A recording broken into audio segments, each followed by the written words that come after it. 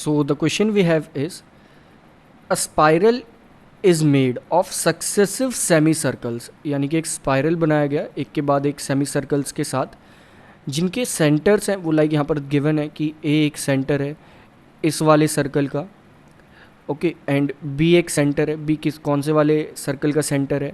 अगर हम यहाँ पर देखें तो बी जो सेंटर है वो इस वाले सेमी सर्कल का है हमारे पास, ये बी जो सेंटर है।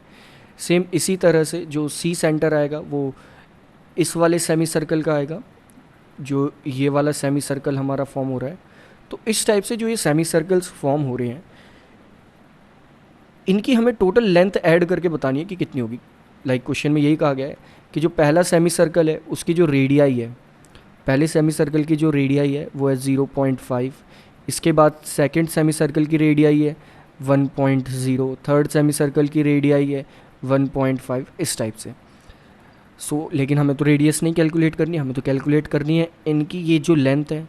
लेंथ होगी एक तरह से पूरा तो सर्कल यहाँ पर है नहीं, तो यहाँ पर हाफ सर्कल है, तो हाफ सर्कल यानी कि सेमी सर्कल, और सेमी सर्कल का हम क्या कैलकुलेट करेंगे, सरकमफ्रेंस। फिर हमें क्वेश्चन में ये बताना है कि what is the total length of such spiral made up of 13 consecutive semi circles. और ऐसे अगर हम 13 कंजिक्यूटिव एक के बाद एक सेमी सर्कल्स जोड़ते जाएँ तो उन टोटल वो जो टोटल लेंथ है वो कितनी होगी। यहाँ पर अगर हम देखें तो जो हमने रेड मार्क करा हुआ है, एक तो हमें रेड की लेंथ, प्लस जो हमने ग्रीन मार्क करा हुआ है ग्रीन की लेंथ, प्लस जो हमने ब्लू मार्क करा है ब्लू की लेंथ, इस टाइप से पूरी अगर ये 13 तक चलती रहे, यानी कि 13th टर्म अगर कोई आएगी तो उसकी टोटल लेंथ कितनी होगी ये हमें बताना है इसमें क्वेश्चन में। अगर हम फर्स्ट अगर देखें तो फर्स्ट सेमी सर्कल जो है इसका सरकमफ्रेंस क्या आएगा। किसी भी एक सर्कल का जो सरकमफ्रेंस होता है उसका हाफ होता है सेमी सर्कल का सरकमफ्रेंस। सर्कल का जो सरकमफ्रेंस होता है वो होता है 2πr, ये हमें पता है। तो सेमी सर्कल का क्या होगा, डिवाइडेड बाय 2, तो 2 से 2 यहाँ कैंसिल आउट हो गया, तो सेमी सर्कल का सरकमफ्रेंस आ जाएगा πr।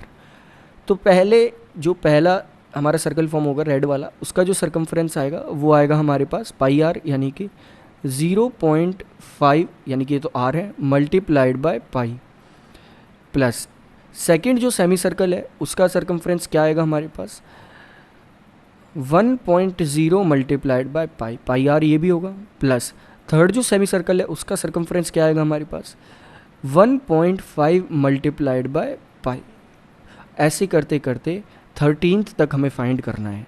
अब अगर देखें हम तो यहाँ पर हमें n तो गिवन ही है कि n 13 होगा, a हमें पता चल चुका है, a हमारे पास है 0.5 पाई, d अगर अब हम देखें तो d होगा 1 पाई माइनस 0.5 पाई, और d की वैल्यू यहाँ से हमारे पास आ जाएगी, दैट इज़ 0.5 पाई। तो d भी हमने यहाँ से कैलकुलेट कर लिया कि d हमारा ये है। तीन चीज़ें पता है, यही तीन चीज़ हमें पता होनी चाहिए अगर हम सम ऑफ 13 टर्म्स अगर करना चाह रहे हैं। तो S13 जो होगा वो होगा 13 divided by 2 multiplied by 2a। 2a यहाँ पर हो जाएगा 1 पाई, तो इसे हम लिख देंगे डायरेक्टली पाई, प्लस n-1 यानी कि 12 मल्टीप्लाइड बाय d। d यहाँ पर है 0.5 पाई, और इसे जब हम सॉल्व करेंगे तो इसे लिख देंगे S13, that is S13 equal 13/2 multiplied by pi plus 6 पाई, और ये हो जाएगा हमारा टोटल 13/2 मल्टीप्लाइड बाय 7 पाई। अब हम पाई की वैल्यू को पुट कर लेते हैं, क्वेश्चन में कहा गया है कि पाई की वैल्यू हमें 22/7 लेनी है, तो उसे ही ले लेंगे।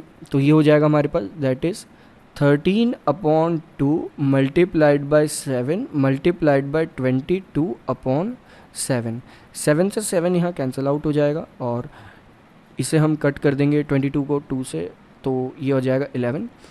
तो अब आ जाएगा हमारा that is answer 13 multiplied by 11, जो कि आएगा हमारा 143।